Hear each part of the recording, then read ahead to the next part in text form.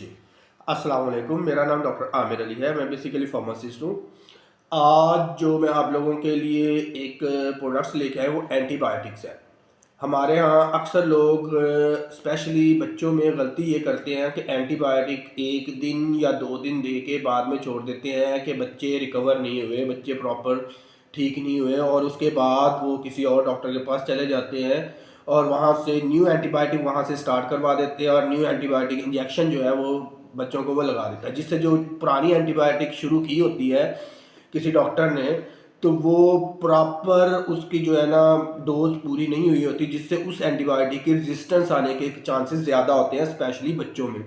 तो हमारे यहाँ अक्सर लोग जल्दी जल्दी में क्या करते हैं, एक दिन एंटीबायोटिक दी, अगले दिन एंटीबायोटिक से इतना ज़्यादा बच्चे को रिकवर नहीं हुआ, दूसरी एंटीबायोटिक फिर स्टार्ट कर दी, जो कि बच्चों के लिए लॉन्ग टर्म अगर देखें तो बच्चों के लिए सही नहीं है और उस एंटीबायोटिक के रेजिस्टेंस होने के चांसेस ज़्यादा होते हैं। रेजिस्टेंस क्या होती है कि वो जो फ़र्ज़ करें कि कोई एंटीबायोटिक है जो बच्चों को दी जा रही है, जैसा कि ये हम कहते हैं कि वेलोसैफ है, सेफ्राडीन है।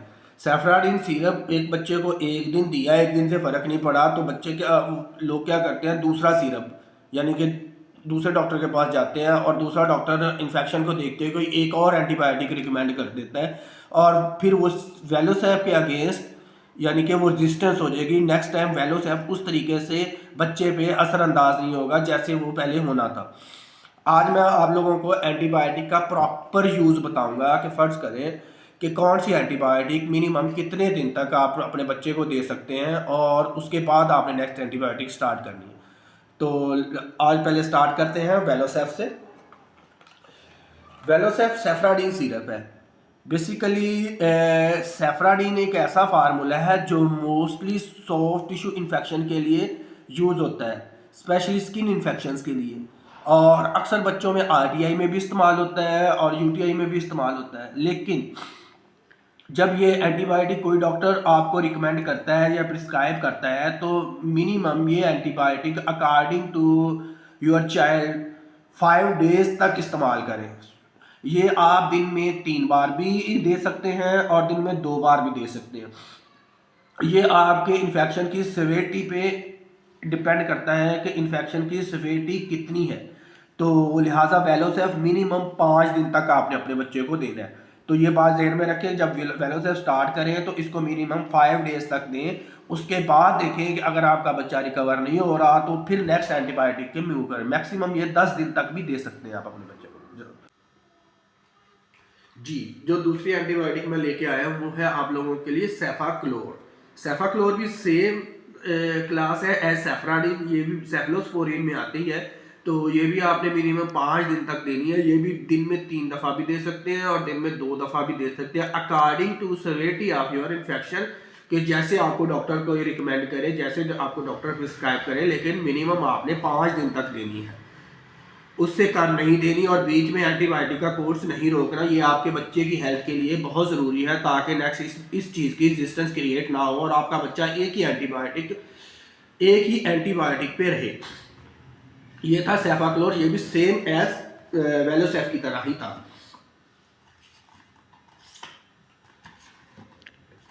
अब मैं नेक्स्ट 4th जनरेशन सेफलोस्पोरिन में आता हूँ, जो आजकल बहुत ज़्यादा यूज़ हो रही है स्पेशली बच्चों में।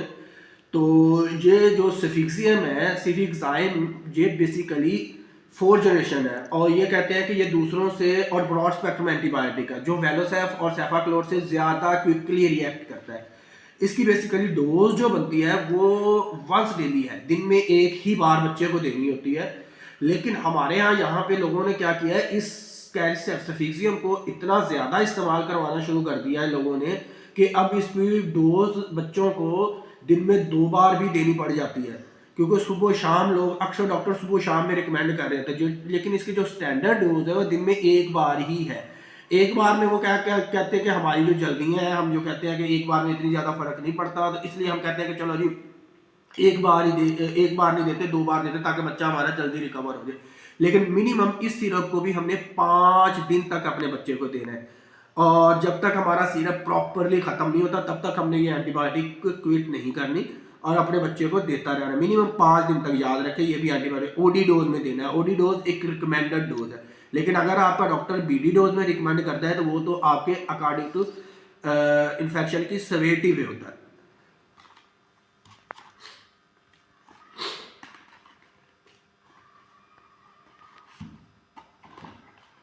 अब मैं आपके 6 माह से छोटे बच्चों के लिए कुछ ड्रॉप्स लेके आया हूँ। सेफाड्रॉक्सल, सेफाड्रॉक्सल जो है ये SSTIs में यूज़ होते हैं, सॉफ्ट टिश्यू इन्फेक्शन में, और बेसिकली ये स्किन डिजीजेज में बहुत ज़्यादा इस्तेमाल होते हैं, और छोटे बच्चों की RTI प्रॉब्लम में यूज़ होते हैं।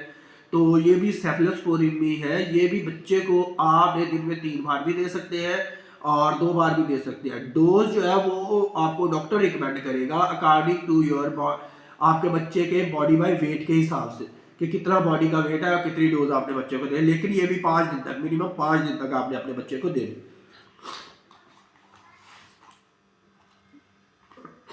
अब मैं नेक्स्ट क्लास में आता हूँ ऑगमेंटन। ऑगमेंटन के नाम से तो आप सारे लोग बहुत ही ज़्यादा जो है ना वो वेल नोन होंगे। ये भी आम सा फार्मूला यूज़ होता है जो बच्चों के RTI प्रॉब्लम में बहुत ज़्यादा इस्तेमाल हो रहा है आजकल सर्दियों में। तो ये आपने मिनिमम 3 दिन तक और मैक्सिमम 10 दिन तक आप अपने बच्चे को ये पिला सकते हैं। ये वाला जो सिरप है इसकी डोज मिनिमम 3 दिन तक भी वही, यानी कि एंटीबायोटिक रेजिस्टेंस नहीं आएगी, लेकिन मैक्सिमम 5 दिन तक जाना। लेकिन इसकी TD डोज यानी कि दिन में 3 दफ़ा भी दे सकते हैं, 2 दफ़ा भी दे सकते हैं, according to your doctor recommendation कि वो आपको कितनी बार रिकमेंड करता है। हमेशा आपने अपने डॉक्टर के मशवरे पे चलना है। बेसिकली होता ये है कि हम लोग कहते हैं कि डॉक्टर शायद अपनी वो फीस बढ़ा रहा है या हमें वो अच्छी दवाई नहीं दे रहा है। ऐसा कुछ नहीं होता। डॉक्टर आपके भले के लिए कह रहा होता है कि आपने ये इतनी दिन दवाई लाजमी खानी है या अपने बच्चों को देनी है। अब मैं आपको जो नेक्स्ट बताने जा रहा हूँ वो एजिथ्रोमाइसिन सिरप है। बेसिकली एजिथ्रोमाइसिन में एजोमैक्स आता है, एजिथमा आता है, और ज़्यादा बहुत ज़्यादा एजिथ्रोमाइसिन में आते हैं सिरप। आपने हमेशा ये नहीं देखना कि कौन सा ब्रांड है जब मैं प्रमोट कर रहा हूँ। आपने नीचे हमेशा देखना है कि फार्मूला कौन सा है। जैसे कि एजिथ्रोमाइसिन है, वेलोसेफ का सेफ्राडीन है, कैरिसेफ का सेफिक्सियम है। आपने उसके मुताबिक ही अपनी डोज पूरी करनी है। तो ये अजिथ्रोमाइसिन जो है आजकल ये भी बहुत ज़्यादा बच्चों में इस्तेमाल हो रहा है। ये भी बेसिकली इस साल की भी जो है ना अभी रेजिस्टेंस इतनी ज़्यादा नहीं आई। तो ये RTI में बड़ा अच्छा वर्क करता है, स्पेशली बच्चों में। तो ये आप मिनिमम जो है वो 3 दिन तक दे सकते हैं और मैक्सिमम आप बच्चों को 10 दिन तक दे सकते हैं। ये सुबह शाम भी दे सकते हैं और OD डोज में भी दे सकते हैं, according to need of your child, जो जैसा कि आपको आपका डॉक्टर रिकमेंड करेगा। लेकिन कोई भी एंटीबायोटिक आपने एक दिन दे के छोड़ नहीं देनी। अब जो मैं आपको नेक्स्ट फार्मूला बताने जा रहा हूँ वो है क्लैरिसेट क्लिथ्रोमाइसिन। इसमें क्लैरिटेक भी आता है, इसमें और भी बड़े ब्रांड्स आते हैं, क्लार्क वगैरह क्लिथ्रोमाइसिन में आते हैं। तो क्लिथ्रोमाइसिन जो है ये भी फार्मूला एक ब्रॉड स्पेक्ट्रम है एज कम्पेयर टू एजिथ्रोमाइसिन। ये भी मिनिमम आपने 5 दिन तक देना है। ये आप BD डोज में भी दे सकते हैं और OD डोज में भी दे सकते हैं, according to the infection severity of infection.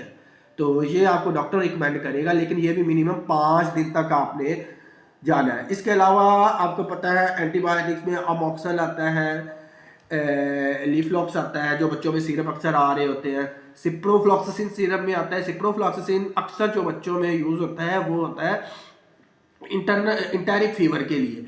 तो वो भी 5 दिन के लिए आपने इस्तेमाल करना है, मिनिमम बता रहा हूँ 5 दिन के लिए। 5 दिन से कम कोई भी एंटीबायोटिक जो 2-3 छोड़ के कोई भी एंटीबायोटिक मिनिमम 5 दिन से कम इस्तेमाल नहीं ताकि बच्चों को रेजिस्टेंस इस चीज़ की क्रिएट ना हो। ये मेरे वीडियो बनाने का मकसद बेसिकली ये था ताकि आपके बच्चे जो है वो हेल्दी रहे और एंटीबायोटिक का प्रॉपर इस्तेमाल आप लोग समझ लें। जज़ाकल्लाह, बहुत शुक्रिया।